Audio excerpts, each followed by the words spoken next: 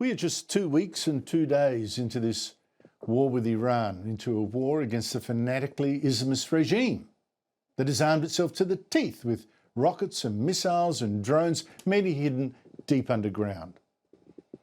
2 weeks and 2 days into a war against a country 2.5 times the size of France.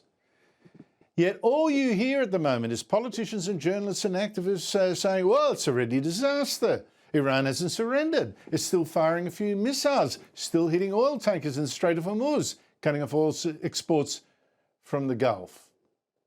So tonight, a quick reality check. Is it true that Iran has essentially won this war? Well, I tell you what is true, that Iran has caused worldwide fear and pain by cutting off the Strait of Hormuz, closing off 20% of the world's oil exports.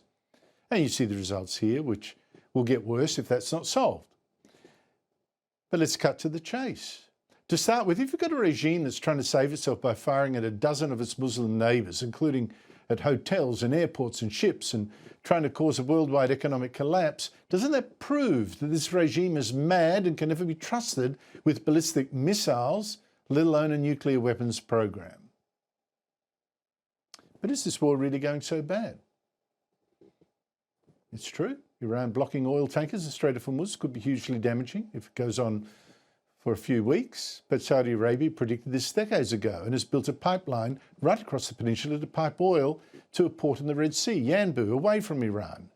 And look at this ship tracker. The ships in blue are oil tankers.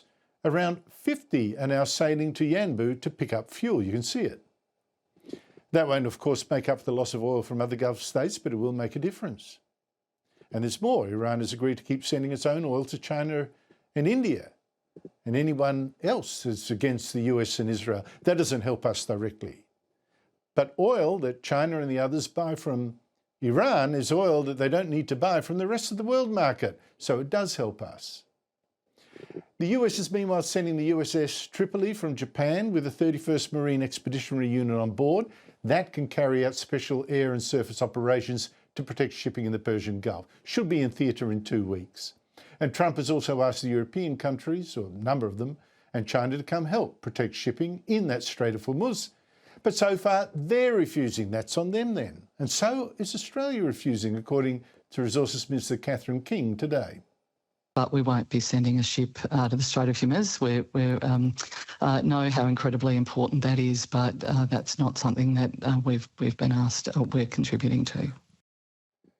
Trump today was angry to be abandoned by the allies that will profit from removing the Iranian threat, but also allies that has been insulting us weak for years. They should come and they should help us, whether we get support or not. But I can say this, and I said it to them, we will remember. This oil scare will amount to nothing if the US and Israel can get the oil flowing in a couple of weeks or so.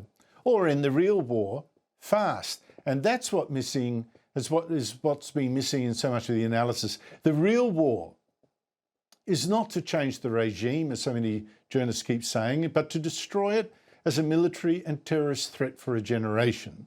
And so far, that's exactly what's being done. Iran's navy, destroyed. Most of its missile launchers, destroyed. Much of its air force, destroyed. Its top leaders, killed. Its nuclear weapons program, all but destroyed. Its air defences, destroyed. And in the past few days, the US and Israel have focused on also destroying facilities which build missiles and other weapons. They're also now hitting the regime's paramilitary forces, which are used to terrorise Iranians and suppress them. Israel last week even sent drones to hunt and destroy checkpoints set up by the Basij militia in cities, including Tehran, to loosen its control over the public. Now, every day this regime is being weakened. Its new supreme leader, Mojtaba Khamenei, son of the assassinated former leader, is himself injured. Iranian diplomats have admitted it, and probably injured seriously. We know the new so-called not-so-supreme leader is wounded and likely disfigured. Khamenei has not been seen or heard publicly since being appointed, which is odd. And allegiance ceremonies to him had to be held with his portrait there, not the man himself. This is now an unconfirmed report by a Kuwaiti newspaper that Khamenei was medevac to Russia, where he's still recovering. Who knows? Who knows?